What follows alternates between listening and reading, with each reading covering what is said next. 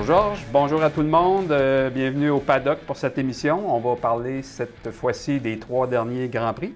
Pas de Formule 1 encore. Pas de Formule 1 encore. Bonjour à tous. Donc, Georges Hamel, évidemment, ami et co-animateur pour cette émission-là. On va parler des 3 Grands Prix qui ont eu lieu dans les Amériques, donc oui. États-Unis, Mexique. Nord, central et sud. Et sud, effectivement. États-Unis, Mexique et Brésil, qui ont eu lieu dans le dernier mois. Commençons par le Grand Prix des États-Unis. Magnifique tracé, magnifique circuit.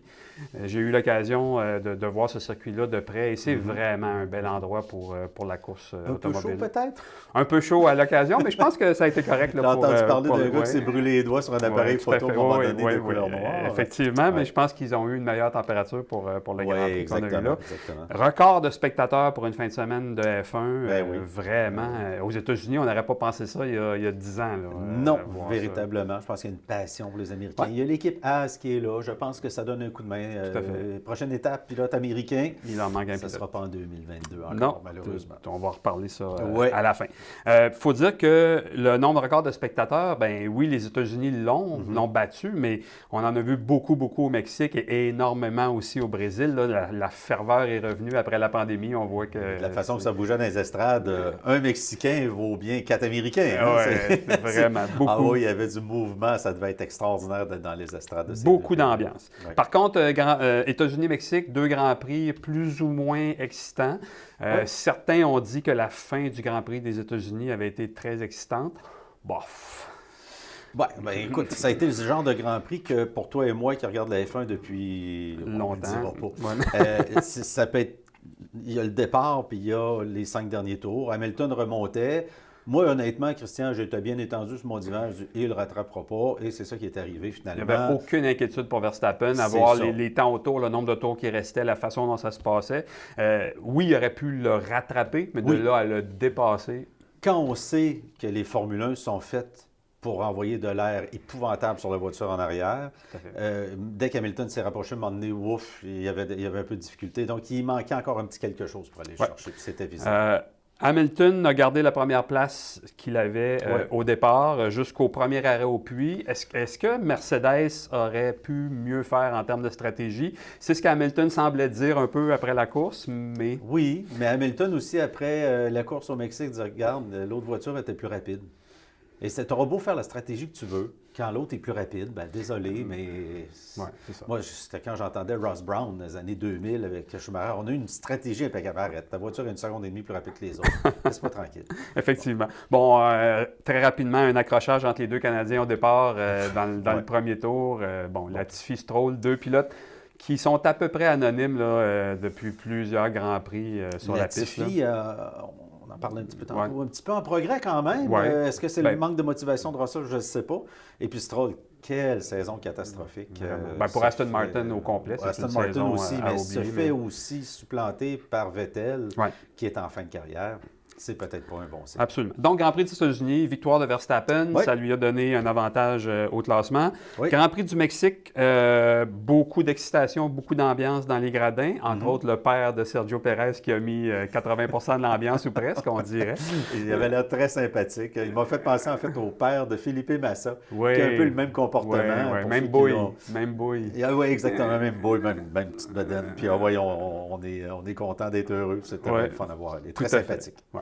Première ligne Mercedes, ça n'a pas duré longtemps. Dès le départ, Verstappen a passé les 2 Mercedes, puis il ne s'est plus rien passé. Je ne sais pas s'il y a une entente entre Bottas et Verstappen la veille ou quoi que ce soit, mais il s'est tassé à droite sur Hamilton et puis il a laissé une belle entrée à Verstappen, qui est reconnu pour être capable de freiner très, très tard. Et la Red Bull aussi, merci Adrien Newey, est reconnue pour être capable de freiner très tard. Donc, ça a été une course sans ennui pour Verstappen au Red Bull. Même qu'à la fin, Perez a failli rattraper Hamilton et ça aurait pu être un doublé Red Bull s'il y avait eu quelques tours de plus, je pense. Les Mexicains auraient été bien content. Wow. Mais c'est déjà un premier podium pour un Mexicain au Grand Prix du Mexique dans l'histoire de la F1. Malgré les grands talents des pilotes, des frères Rodriguez à l'époque, sérieusement. Tout à fait. C'était des pilotes fabuleux. Et puis là, Pérez signe quand même un exploit qui est mémorable. Ben oui, tout à fait. Donc, on passe au Grand Prix du Brésil qui, lui, a été pas mal plus intéressant sous plusieurs aspects. Oui. Ben, évidemment, Lewis Hamilton, vous le savez, a gagné cette course-là après une remontée spectaculaire. On pourra dire que si on inclut la course sprint, parce qu'on avait déjà dit que la course sprint, c'était comme la première partie de la course. Là. Vraiment. On fait à peu près... une petite pause de nuit après. Tout à fait. On fait à peu près 100 km le samedi. Ouais. On en fait 300 le dimanche. Ça fait une course de 400 km. Donc, Hamilton, en tout cas, premier aux qualifications, devait partir premier. Disqualifié, on va en reparler tantôt. Oui. Se retrouve à la fin de la grille pour la course sprint. Remonte en 24 tours, en une demi-heure. Remonte en 5e place. Wow! Oui. Devait partir 5e le lendemain. Changement de moteur pour la fin de semaine. Donc, pénalité de 5 places sur la grille de départ. Part 10e. Et de la 10e place, il est allé chercher la première place en fin de course. Exact. À Verstappen, exceptionnel. Donc, 15 dépassements plus 10, ça en fait 25 au bout de la ligne, alors qu'il y a juste 20 voitures. Mais c'est quand même, c'est ça. Les courses sprint, je t'avoue que les premières fois, j'ai un petit peu de difficulté avec le principe. Bon, on essaie de faire nouveau pour faire nouveau. Pourtant, au tennis, on utilise les mêmes règlements depuis 1891. Mais là, vraiment, j'ai trouvé ça plus intéressant au Brésil. Ouais. Ça amène un certain suspense. Puis c'est une course qui est techniquement plus longue aussi, parce que c'est une course de la même longueur le lendemain. Tout à fait. Donc, intéressant. J'ai bien aimé. S'il n'y avait pas eu de course sprint, Hamilton serait parti dernier de la course. Oui. Est-ce qu'en 300 km, il aurait pu remonter en première place? Il était tellement rapide. Je pense que oui. Oui, il aurait été Je pense que oui, aussi. Oui, puis je pense que c'est ce que Mercedes aussi avait calculé. Oui. Écoute, oui, il avait un moteur neuf. C'est pour ça qu'il est parti, qu'il a eu une pénalité de 5 places au départ. Mais sur la ligne droite, au point de calcul de la vitesse de pointe, 30 km/h de différence avec son coéquipier dans la même voiture. Bien, c'est sûrement le 0,2 mm sur l'aileron. Voyons, Christian. Non, mais sérieusement, écoute, le moteur Mercedes flambant neuf a quelque chose d'extraordinaire, mais il use aussi beaucoup plus vite. Ouais. Alors là, le calcul qu'ils doivent tous faire, les ingénieurs motoristes de Mercedes, c'est est-ce que dans les 3 prochains Grands Prix, on est encore aussi bien de changer le moteur? Y a-t-il un circuit sur lequel, dans les 3 prochains, où ce serait une bonne idée de le faire? Et là, le problème pour les ingénieurs de Mercedes, c'est il reste 3 courses, 2 circuits qu'on ne connaît pas. Exactement. Mais il y a tellement de simulations, je pense qu'ils sont déjà sur les simulateurs depuis très longtemps sur ces 2 circuits. On dit que bon, le circuit de Qatar, qui ressemble beaucoup à celui de Bahreïn en termes de configuration, donc semi-rapide, c'est pas un circuit extrêmement rapide, mais quand même des bonnes portions rapides. Le circuit d'Arabie Saoudite, qui lui est reconnu déjà comme étant le circuit de ville le plus rapide. Exact. Et j'ai vu des simulations. Il n'y a pas beaucoup de freinage intensif sur ce circuit-là. Alors, qui ça va avantager, ça? Et voilà. Ça va donc, être il se pourrait qu'avant le Grand Prix d'Arabie Saoudite, on décide de changer le moteur chez Mercedes, malgré les 5 places de pénalité. Revenons à cette pénalité, à cette disqualification des qualifications. Donc, on vous rappelle, c'est parce que le dispositif DRS, donc l'aileron arrière, qui permet d'être ouvert lorsqu'on suit une voiture de plus près. Le règlement technique permet une ouverture de 85 mm. Il a été calculé après la qualification que l'ouverture de la voiture d'Hamilton était de 85,2 mm. Il n'y a pas de clairance, hein? Il n'y a pas de gap. On tolère. Il n'y a pas de tolérance, effectivement. C'est l'équivalent de 2 ou 3 feuilles de papier d'épaisseur. Mais Verstappen a tapé dessus fort, là. Puis... c'est un peu la question qu'il faut se poser, parce que Verstappen a eu une pénalité aussi en termes d'amende. Il a eu une amende de 50 millions de livres. Pourquoi des positions sur la grille? Qu'est-ce que c'est 50 000 livres? Difficile à comprendre. Moi qui n'ai pas un grand amateur de football, j'ai beaucoup de difficulté à comprendre les pénalités au football. Pourquoi ça au lieu de ça? En F1, ça ressemble un peu à ça, je trouve. Je te dirais qu'il y a plus de logique au football, là, parce que là, en F1, c'est le festival du n'importe quoi. Et tout le monde le dit, même Toto Wolff l'a déclaré pas plus tard que ce matin, que là, il en avait un petit peu marre depuis le début de la saison. Il sent qu'on lui met des bâtons dans les roues tout le temps. Il a dit aussi qu'il avait fini d'être Monsieur Gentil avec Christian Horner, qui dit un peu toutes sortes de choses. Alors, Wolff allait répliquer. Donc, ça va être de toute beauté pour les prochaines semaines. Mais la question que je me pose vraiment, c'est Verstappen a été le dernier à toucher à l'aileron avant que les gens de la FIA calculent cet écart-là. Est-ce que le fait qu'il ait touché à l'aileron avant, pour vérifier sa flexibilité, est-ce que ça aurait pu faire bouger l'aileron de 0,2 mm? Parce que cet aileron-là Mercedes l'a confirmé par la suite, il était brisé. Il devait être réparé de toute façon pour la course. Mhm. Est-ce que on ne le saura jamais. 0,2 mm, là. Déjà, 0,2 pouces, Ouais. c'est vraiment pas beaucoup. 0,2 mm, imagine, c'est presque rien. Mais de toute façon, le résultat, Le résultat est là. ça n'aurait pas Moi, ce changé que je le m'explique résultat. mal, c'est que Verstappen a eu 50 000 livres, Ouais. quelque chose de genre, ou euros, de pénalité, alors que l'autre, lui, il hérite d'une pénalité de position qui est bien plus dommageable à ce stade-ci de la saison. Fait que, bon. On verra. Dans cette course-là, si on oublie Lewis et Verstappen, ça va créer une fin de saison extraordinaire encore. Il Vraiment. reste 3 courses, Vraiment, 14 points d'écart. Ah, d'ailleurs, on peut en parler de ça. Si on fait des petits calculs, 3 courses, 14 points d'écart. 14 points divisé par 2, ça fait 7. La différence entre la première et la deuxième place, c'est 7 points. 7 points, donc 2 fois deuxième. Tu sais, les petits points qu'ils vont chercher des fois à la fin des courses, le meilleur tour, etc. On se demande, hey, juste un point, laissez-moi tranquille. Mais là, on s'aperçoit que ces petits points-là sont très importants pour tous les pilotes et aussi, bien sûr, toutes les écuries. Et là, bien, évidemment, on s'attend à ce que ce point-là pour le meilleur tour, ce soit Bottas et Perez qui vont se l'échanger d'ici la fin de la saison, dépendant qui est premier. Intéressant comment les équipes interprètent les règlements, lisent entre les lignes et finissent par bénéficier. Tu sais, on voulait faire ça.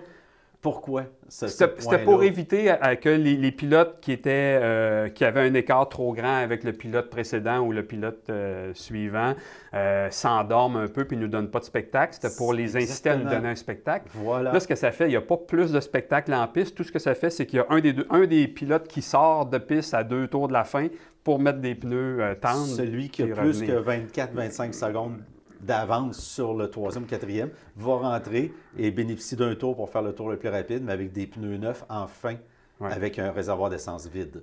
Tout à fait. Alors donc, il va chercher le tour le plus rapide. Jamais on n'aurait pensé que ça aurait tourné comme ça, mais les écuries, c'est des gens brillants là-dedans. Tout à fait. Peut-être que le règlement pourrait être changé pour que ce dernier tour-là ne puisse pas être enregistré dans les 10 derniers tours, par exemple.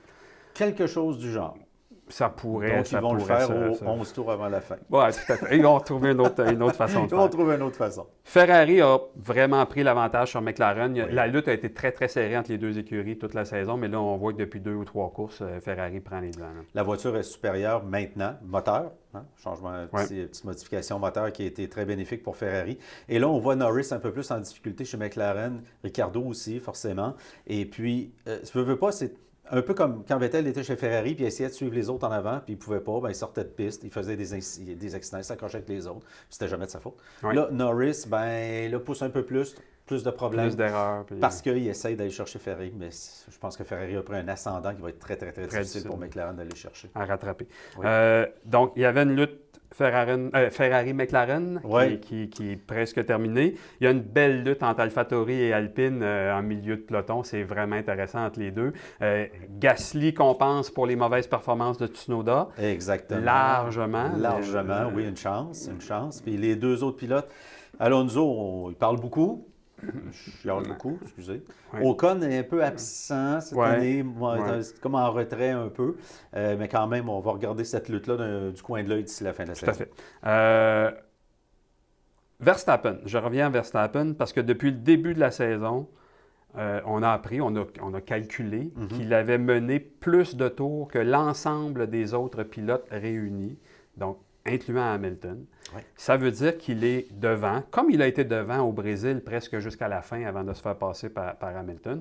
Moi, ça me dit que ce que j'avais écrit à quelque part il y a quelques semaines, si Verstappen veut gagner ce championnat-là, il doit fermer la porte à Hamilton avant le dernier Grand Prix. Parce que si Hamilton a encore des chances de gagner ce championnat-là à Abu Dhabi, c'est Hamilton qui va gagner le championnat.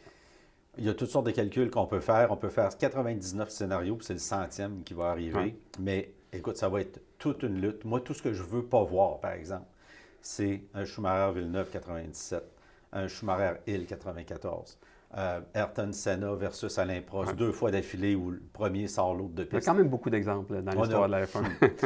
J'en oublie, là. Mais c'est ça que je ne veux pas voir d'ici la fin de la saison, tout en sachant très bien que la FIA ne peut pas y faire grand-chose. Sinon que de taper ses doigts des coupables après que le coup ait été fait. Tout à fait. On va terminer ça en parlant de la grille pour 2022 qui est maintenant complétée avec les dernières annonces chez Alfa Romeo. Oui. Donc, Giovinazzi qui quitte et un pilote, pilote chinois qui fait son entrée. C'est son nom de famille. On va faire grâce à son prénom. Un pilote qui a quand même eu de très bonnes performances. On va lui donner ça, mais qui est là pour les sous. Giovinazzi, lui, qui a déclaré que c'est l'argent qui mène le monde, la F1, c'est ça.